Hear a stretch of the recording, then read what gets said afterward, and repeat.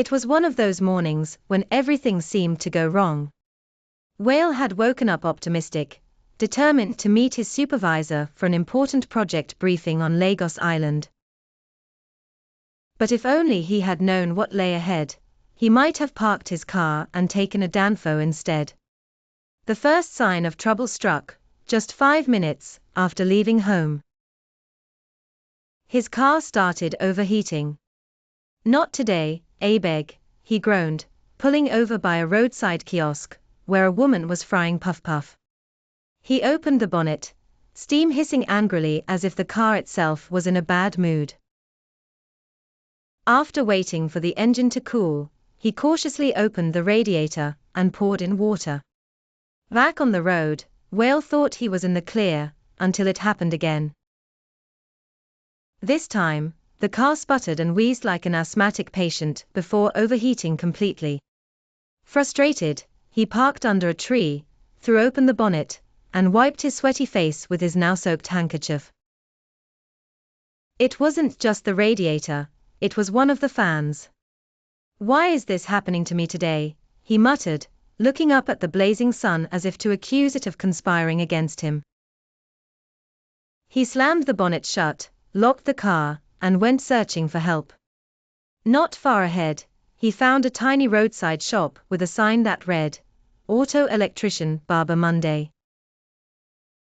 The rewire, an older man with a toothpick in his mouth, greeted Wale lazily. "Ogre, what's the problem?" he asked. Wale explained, and after a quick inspection, Barber Monday chuckled. "Ogre, your wire don't burn. Small luck say fire no start for your car. He patched it up temporarily. You go neat fix 'em proper soon," he warned. By now, it was almost 11 a.m., and the heat had become unbearable. Wale returned to his car, smelling like engine oil. He muttered, "I smell like mechanic," as he wiped sweat off his face. His AC was useless, it hadn't worked in weeks. Lagos traffic is no respecter of plans, and as he drove towards Lagos Island, he knew that even the GPS's optimistic ETA 11:47 was a cruel lie. One overturned trailer, and he'd be stuck till evening. To make matters worse, the sun glared mercilessly, and the temperature read 35 degrees Celsius, though it felt like he was inside an oven. As he sped past a bustling street, a sharp whistle cut through his thoughts. "Ogre! Park!" yelled a police officer, flagging him down with authority. "Just great!" Wale groaned. He reluctantly pulled over, his heart racing. "Your particulars," the officer barked. "Officer, I'm sorry, I was particulars." Wale fumbled through his glove compartment, praying he hadn't forgotten anything.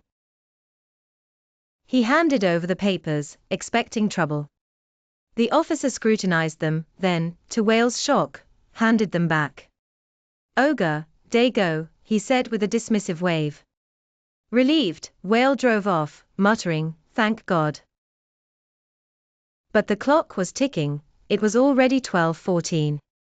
He sent his supervisor another text, apologizing for the delays. At least he'll understand, Wale thought. Finally, at 12:45, Wale arrived at the site.